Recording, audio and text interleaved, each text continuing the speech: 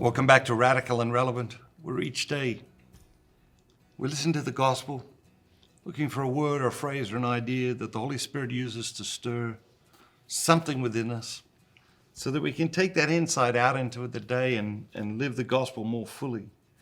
Today's reading comes from the Gospel of John, chapter 20, verses 1 through 8. On the first day of the week, Mary Magdalene came to the tomb early, while it was still dark, and she saw that the stone had been taken away from the tomb. So she ran and went to Simon Peter and the other disciple, the one whom Jesus loved, and said to them, "They have taken the Lord out of the tomb, and we do not know where they have laid him." Peter then came out with the other disciple, and they went toward the tomb. They both ran, but the other disciple outran Peter and reached the tomb first. And stooping to look in, he saw the linen cloths lying there, but he did not go in. Then Simon Peter came, following him, and went into the tomb.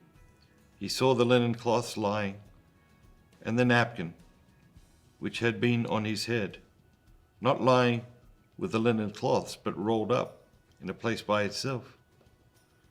Then the other disciple, who reached the tomb first, also went in, and he saw, and he believed.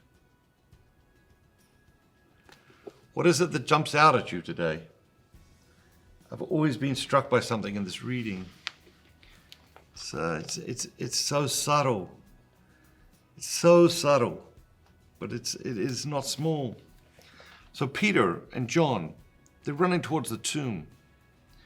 John, maybe a much younger man, gets there first. Maybe just healthier, gets there first. But he doesn't go in. He waits. For who? For Peter, the first pope. Sign of respect was already there.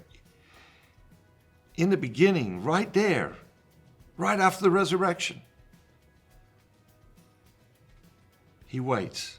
John waits out of respect. He lets Peter go into the tomb first, and then he goes in after him. It's the smallest thing. It's the subtlest thing. But it's beautiful. It represents a beautiful awareness that John, the disciple that Jesus loved, had, even right there, in that moment after the resurrection, this beautiful but casual respect that he had for Peter, the first pope. It's a beautiful lesson. But what jumps out at you today? Maybe it was another word, another phrase, another idea. Whatever it was, pray on that today. Carry that with you throughout the day.